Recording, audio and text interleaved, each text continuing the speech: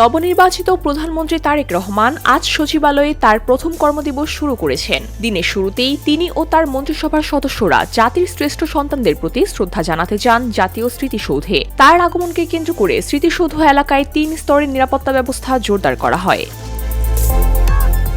বেলা ১১টার দিকে তিনি স্মৃতিসৌধে পুষ্পস্তবক অর্পণ করেন। এরপর প্রধানমন্ত্রী ও মন্ত্রিপরিষদের সদস্যরা সাবেক রাষ্ট্রপতি জিয়াউর রহমান এবং সাবেক প্রধানমন্ত্রী খালেদা জিয়ার সমাধিতে শ্রদ্ধা নিবেদন ও কবর জিয়ারত করেন। প্রধানমন্ত্রী কার্যালয়ের সংবাদ বিজ্ঞপ্তিতে জানানো হয়, সাবেক রাষ্ট্রপতিকে শ্রদ্ধা নিবেদন শেষে তিনি সচিবালয়ে তার প্রথম অফিস করছেন।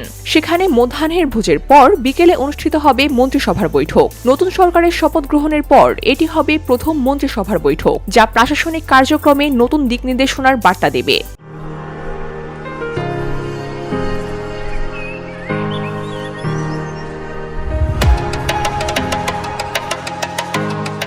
পরে প্রধানমন্ত্রী সচিবদের সঙ্গে মতবিনিময় করবেন। এ বিষয়ে মন্ত্রিপরিষদ বিভাগের এক কর্মকর্তা জানান, প্রথম কর্মদিবসেই প্রশাসনের অগ্রাধিকার, কর্মপরিকল্পনা ও নীতিগত নির্দেশনা নিয়ে গুরুত্বপূর্ণ আলোচনা হতে পারে।